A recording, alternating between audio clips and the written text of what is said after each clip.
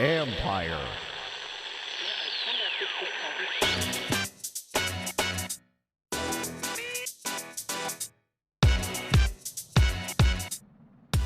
We're talking Cam's next chapter as the Football Jones podcast rolls on. What's up, everybody? It's Mike Jones. Thanks for coming back for another episode of the Football Jones podcast. You can read me at usatoday.com. Follow me on Twitter and Instagram at @ByMikeJones. As I said, we're talking about Cam Newton. We're going to be joined by my buddy Jerry Brewer of the Washington Post. He had a real thought-provoking column about Cam Newton over the weekend, and we discussed a little bit of Cam Newton in last week's episode. I also wrote about him and his release, and so going to dig into it a little bit deeper here right now with Jerry Brewer.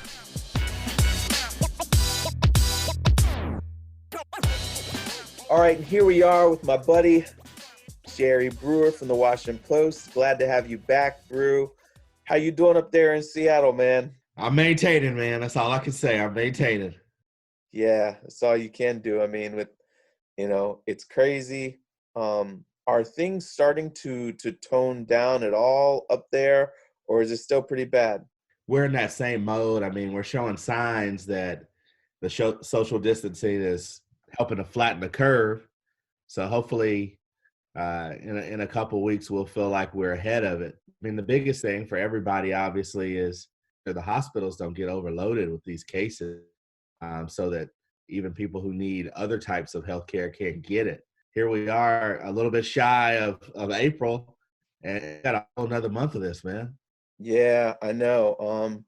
And you've got kids. I know that they're probably struggling to, with this. I try to take my kids. We go on like a nature trail or something, or out to a ballpark where there's nobody, and do some hitting or, whatever. But it's how are your kids coping with it?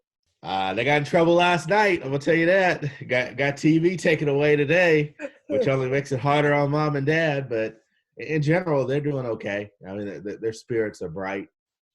Crazy enough, we're in the middle of a moving process, so we're moving by April the 9th to a house that we just bought before all of this madness. At least that gives us something to do, though. I mean, so all our free time is occupied packing boxes, and I've never enjoyed packing boxes more than I do now. Yeah, gotcha. Well, good. I hope you guys continue to stay safe. Hope this thing blows over, sooner than we expect or whatever. But, I wanted to have you on because I wanted to talk about Cam Newton. Obviously, after Tom Brady, to me, the big quarterback story was what was going to happen with Cam. Unsurprising. They released him. There was talk they allowed him to go seek a trade, even though that wasn't of his wanting. And I knew that they weren't going to get a trade partner. Then they went ahead and finally released him. And so now the watch is on, what happens with Cam.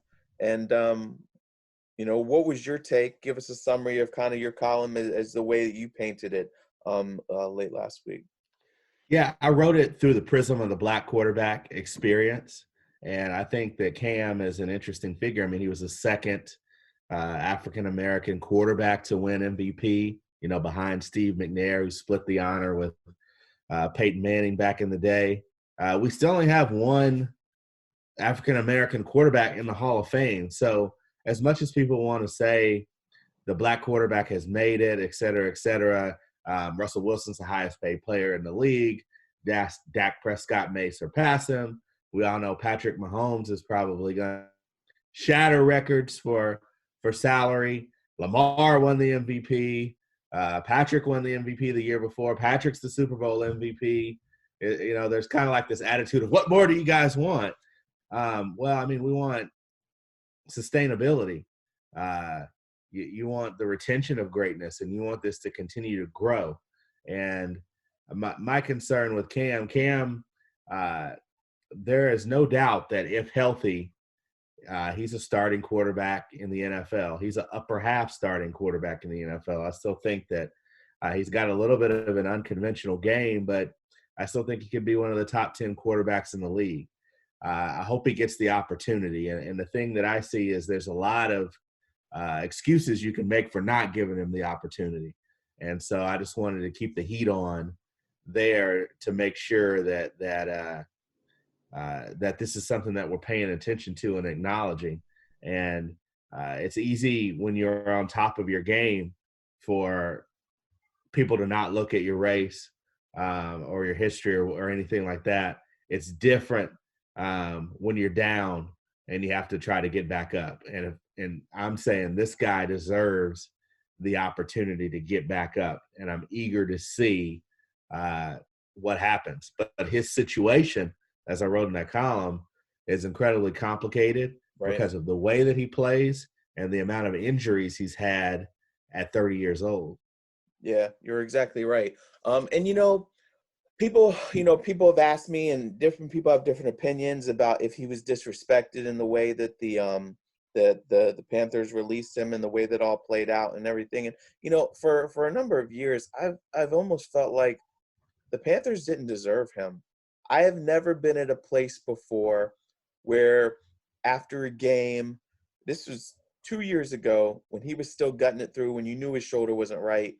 I mean, in the basement of the stadium, you have people, stadium workers talking about, bad mouthing him and, that he's selfish and whatever, for still playing when really, I mean, dude, he was giving it all for his team. I mean, this is the face of the franchise, and to have that much criticism, everything he did always dissected and ripped apart when for years he didn't have a lot to work with. He laid his body on the line. And I felt like, okay, so he's got a little eccentric style and fashion sense and everything like that, but he never was getting in trouble with the law. He never was embarrassing the franchise, a pillar in that community. And so, I'm hopeful for him that in his next step, he gets to go somewhere where he's appreciated, if he's fully healthy, and that he can just really prove what he's able to still be and what he was already. Yeah, and he's got to show that he has it within him, and Mhm. that's what's going to be incredibly difficult in this process. The availability of doctors, the ability to take a physical, the ability for franchises to quote unquote get their hands on you and see, how his recovery truly has been on this Liz Frank surgery. Mhm. Checking his shoulder, he's had a rotator cuff and another scope on his shoulder, on his throwing shoulder. So, and all that's been over the past 4 years. I mean, the scope was what, 18 months ago or so. Right. So there's a lot of stuff that he's got to show, and his process is going to take longer because until our world opens up again, it's going to be incredibly hard for a team to take a look. And he's a guy that you probably want to sit down and you want to talk to him. And I don't think it's going to be from the standpoint, or it shouldn't be from the standpoint of, dude, we heard you got attitude problems. Right. It should be more from the standpoint of, look, we're in this post Andrew Luck era. Your body has taken almost as much of a abuse as Andrews has. How's your passion for the game right now? Yeah, rehabbing from these injuries, like how's it affected you mentally? When you come to a situation, are you coming there thinking you're going to reinvent yourself, become the franchise quarterback for us for the next 5 years or so, or do you want to be in more of a prove it type situation? All of those things, and so that's what makes it incredibly difficult. But I hope teams are doing their due diligence. I mean, we're sitting here on Zoom right now. If an NFL team ain't got access to Zoom, what the hell are they doing? Right. I mean, I hope that, while there may not be an offer that's being put on the table, I hope that they're at least vetting the situation and talking to him. And my concern is the lack of buzz about all of that. I mean, it just seems like we're just assuming the Chargers are the best situation for him to get a starting job. If not, you're scrambling to search for teams that might need a quarterback. And then we're hearing this, oh, he might have to be a backup for a year. If he's healthy, he doesn't need to be a backup for a No. year. No, exactly. And I think that it's laughable that that notion would be made because, I mean, in this league where you have Mitchell Trubisky and Nick Foles and Gardner Minshew, Patrick, Derek Carr. I mean, Andy Dalton, although it looks like he might be on his way out, but there are plenty of guys that Cam Newton is head and shoulders better than. If they're starting, he should definitely be starting. When you're talking about a black quarterback and you're talking about someone who's as flamboyant as Newton, it gets difficult. Enough teams in the league vet him and say that he hasn't got it. Okay, he doesn't have it anymore.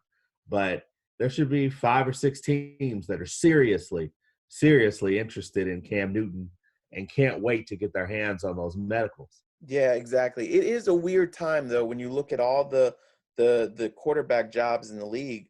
A lot of teams have, checked off their boxes and everything, but there's still, a handful there that I feel like yes, the Chargers, whether it's the Dolphins. I mean, I would even like to see, I don't know if they will, and I know it's big shoes to fill, but I would like to see the Patriots give them a shot. I mean, Bill Belichick is known for getting high-profile cast-offs and giving them a chance. And, I mean, why not Cam Newton?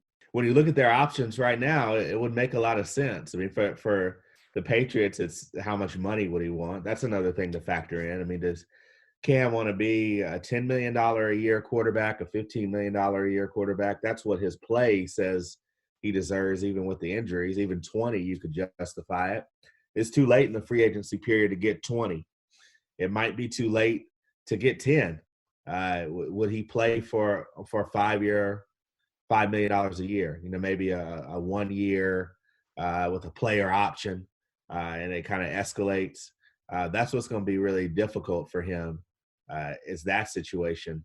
And so he's going to have to take a hit there on pride, but hopefully he goes to a situation where you got a good quarterbacks coach and a good system in place, a good, strong head coach. I don't understand in any sense why.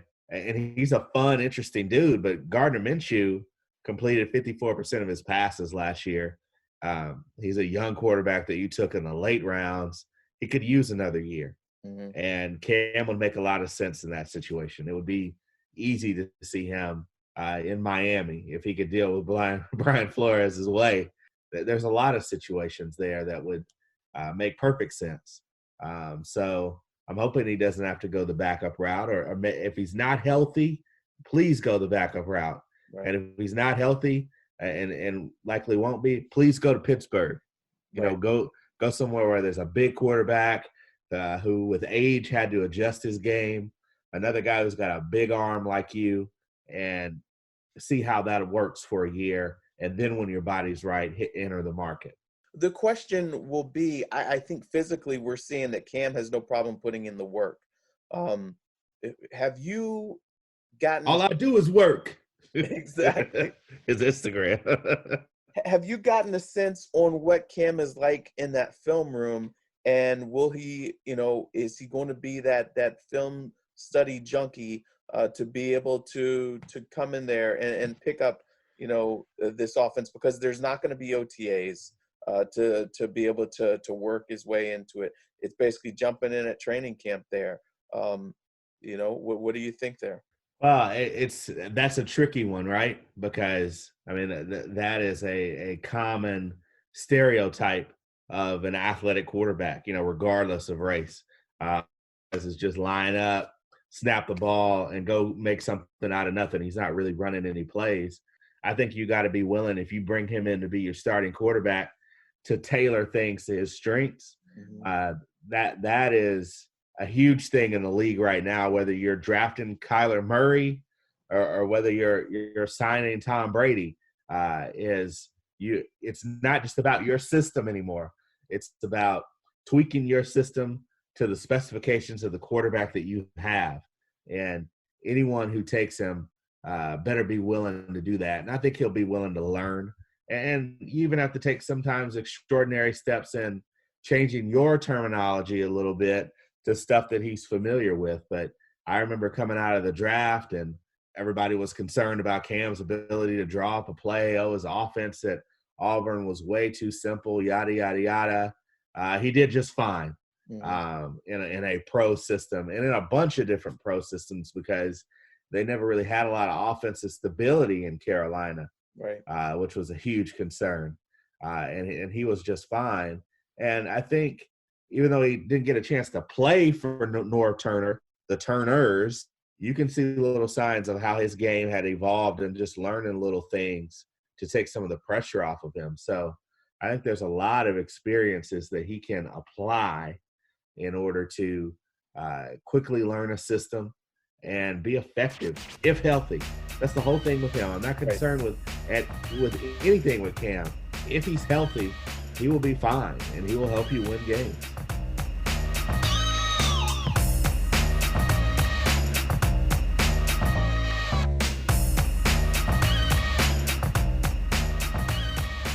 Like you said, it's going to be a while before we know. I mean, we can see the videos on Instagram. I mean, he's running, he's throwing, but how does that hold up when you're getting pounded? You know, what are those doctors going to find when they're prodding and poking on him and everything like that? But I feel like if he does get that opportunity, he's going to have the last laugh. That he's, I just hope that he's in a situation where the other thing that frustrated me about the Panthers was they never really, outside of McCaffrey, and once he lost Steve Smith, like he didn't have a whole lot of weapons, Greg Olson, but it was always like he was asked to do more with less. But if you go somewhere like the Chargers, where you've got some talented pieces to go with, you know, you just got to put guys around him to give him a chance, so that way he can play to his ultimate potential. Yeah, he's at that point in which he's not going to be able to carry a franchise like he has. He's gonna need to become a little more of a complement, and that's not a bad thing. I mean, all quarterbacks get to that point. You got to have a receiver who is just exactly where he's going to be. He's going to catch everything that you throw in his direction. He's going to make plays that you don't believe he can make when you give him a chance. He needs a tight end. We've seen with Olsen and Cam just how good that tight end combination can be and how much of a safety valve that is for him. And you want a runner who's going to run for 1,200, 1,100, 1,200 yards, if not more. You give him those pieces and an offensive line that is going to function in the way that it should. That he should be looking at that kind of situation. That if, okay, he's in the right situation, you think it's possible that we could wind up seeing a better, more effective, well-rounded Cam? Maybe he's not going to run as much. Maybe athletically he isn't what he was, but the motivation, it seems like he's very hungry. Could we wind up seeing a more dangerous Cam Newton? I mean, we've seen that a few times with some quarterbacks really, really early in his career. You got to go way back. Warren Moon was an athletic quarterback, and then he became more of a pocket guy, and especially when he got into the NFL finally, he was purely a pocket guy, and he could shred defenses. Steve McNair, the late Steve McNair, he went from this kind of ultimate weapon, Randall Cunningham-ish type guy to someone who was just very much in the pocket with his arm, using his mobility just for some functional stuff, and he became really good for the Titans. Yeah, I think that's where he needs to be headed. I think when you look at like a Roethlisberger, which I had mentioned before, with Cam possibly in Pittsburgh if he needed a year to kind of heal up, he was never really a runner, but his mobility was high and it was impossible to tackle like it is with Cam. And you see how Ben has evolved. That would make a lot of sense. You can see how Russell Wilson, who's never missed a game due to injury, miraculously, he's really evolved. And design runs just aren't in the playbook anymore for Russell. And I think that's the big thing with Cam. I'd like to see him. Carolina ran so many design runs in between the tackles with him, which is just murder for I mean, what are we doing here? You don't want your quarterback to last. And fortunately, he's been as durable as he has been. Yeah. And that he's still got something left with all those hits he's taken. You want him in a system in which the design quarterback run is just few and far between. It's those, third and short yardage situations, fourth and short situations. And it's like, Cam, the only time you run is when you got to scramble. Yeah.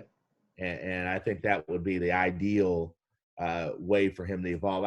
He can do some things with his arm. Mm-hmm. He's got to work on his touch and some of his intermediate throws. I think he's fine in short situations. He's got a beautiful deep pass. If you can find a guy who can go get it. So there's a lot there that he can do with just his arm, a lot more than maybe people want to give him credit for. Gotcha. Okay, so if he's all healthy, where's the ideal place for you, coaching staff-wise, weapons-wise? Where's the ideal situation? If you could pick right now and put Cam Newton in it, where's your pick? Well, it's the popular choice right now, but it makes the most sense. It's the Chargers. You got Anthony Lynn there, who's a good, strong leader, but someone who can let his players be themselves. You've got a dynamic lead receiver. You've got a very solid tight end situation. That they've improved their offensive line, it seems. There's a lot of things that are up in the air, but you've got the potential to have a good running game. Yeah. And so and they're in LA as well. And it's a situation in which not only are you in LA, but you're the second team in LA really behind the Rams. So you need a star. And people aren't going to be tripping about what Cam wears to the podium in LA. Right. They will around the league and everything. But in LA, that's just like everyday fashion. It's like, where are you going? Malibu, Nobu? Cam needs to either be in a market like that or he needs to be in a really small market like he was before. Mm-hmm. Kind of the in-between stuff, the really traditional markets. That's why I don't think Chicago ever would have been a really good fit for him anyway. Denver is one that when you look at it and you're saying they've had such trouble finding a young quarterback. Maybe they have one now in Drew Lock, but you don't know. Having Elway there, I mean, he still commands a certain amount of respect. I think that Cam might enjoy playing for him. Mm-hmm. And they're a team that should be kind of heading towards being back to relevant. Right. So that's possibly a situation that could work. Yeah. With Jacksonville, my other concern is I don't think he's a Jay Gruden type of quarterback. No, he's not. Yeah. We know a Jay Gruden type. Jay would much rather have Gardner Minshew in there. Right. Exactly. So, I don't see that. And yeah, I mean, we talk about New England, but they don't have a whole lot of stuff to work with there either. And there's a huge demands. I almost feel like that's why the Chargers make so much sense. But Denver isn't bad. They still they believe in running the football. That'll help ease some pressure on them and everything like that. But if I had to put him somewhere, I do like, and I feel bad for Tyrod Taylor because everywhere he gets, he's waiting for that chance. And, and then, it's Tyrod is not good enough. He is a very good backup. But he's just not good enough. Sadly, he's not. But, Cam and him were throwing with each other just the other day. It was posted on their social media. Then Tyrod deleted it shortly after. But maybe that's a place for him. It's going to be interesting to see how it plays out. Brew, I really thank you for your time. How long you think we're going to be waiting? I mean, until as soon as say they get the clear that they can in May start giving physicals, do you think he's going to be signed then, or do you think it's going to drag on longer? Yeah, I mean, I think it would be about 2 weeks after that. So I'm hoping kind of mid-May. And if you're Cam, you want to sit back possibly and see what happens with the draft. Right. Because opportunities are going to open or close depending on what happens in the draft. So there's a lot of fluid situations. And, it's unfortunate that we're not going to have traditional OTAs and all of that. Mini camps, because you really need to understand how some of these coaches feel about their quarterbacks, really. I Yeah. mean, how does Ron Rivera really feel about Dwayne Haskins? Hmm. Right now, everything seems like Dwayne Haskins is the guy. You've got Kyle Allen to back him up, and if everything goes haywire, you can put in Kyle Allen and have him make his one read and pray that it works, I guess. But that's still kind of an unsteady situation. What happens if the Bengals don't draft Joe Burrow? I mean, what happens if the Chargers decide that they can get better by not drafting a quarterback this time? I don't know. Yeah. Yeah. There's a lot of stuff to be determined through the draft, Patriots included. Yeah. Do the Patriots go up and get somebody, or do they stay there and like somebody kind of later in the first round? Like that's a huge question. And so, there are about 6 or 7 quarterback situations that will be answered or left unanswered through the draft. And maybe that works out in Cam's favor, that it seems like April's going to be another kind of a dead period for major transactions in the NFL so this will be a little bit different. I've always thought that the draft should be ahead of free agency, but maybe that's just like the basketball guy, the NBA, former NBA beat writer in me. But maybe that works out in Cam's favor, so he has more clarity. All right, man. Well, I really appreciate your time. Tell everybody once again where they can find you. You can find me at WashingtonPost.com/Brewer. You can find me on Twitter at Jerry Brewer. And my Instagram is real Jerry Brewer. So don't be going after none of them fake ones. I'm sorry somebody else took my name, man. All right, Jerry. Well, thanks a lot, man. Stay safe up there. I really appreciate your time. All right. Thanks, man.